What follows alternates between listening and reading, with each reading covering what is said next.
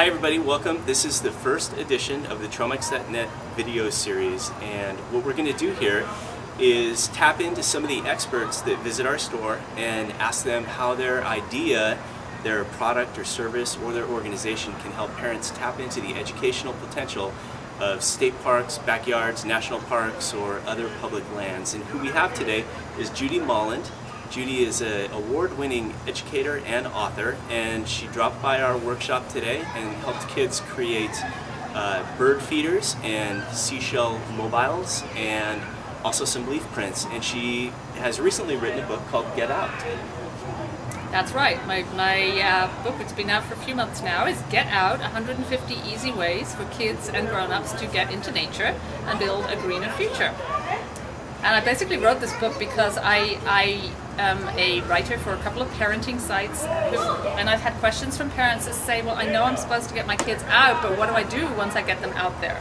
And so my book is full of easy suggestions of things to do once you're outside with your children. And you can be living in the city, you can be living in the suburbs, you can be living in the country.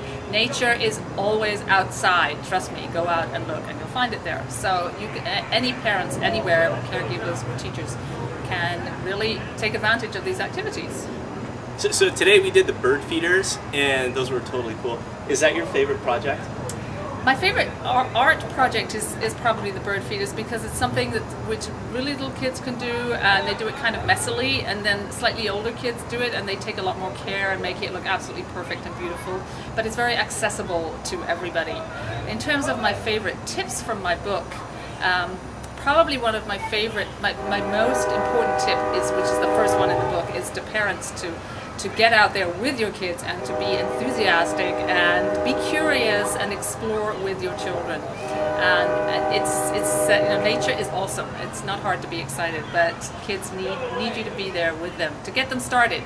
Once you get them started, they'll be off on their own and they won't need you anymore.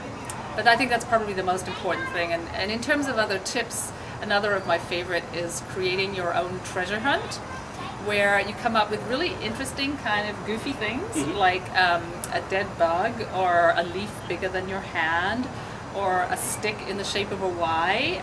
It's not just a leaf, a bug, but find really interesting ways of approaching it. And then kids will get excited about that, and that's what you want. You want them to be excited. Excellent. Judy, it's been a pleasure meeting you today. Thank you for dropping by our store and doing the workshop with us. It's been great. Thank you. And get out. Everybody get out.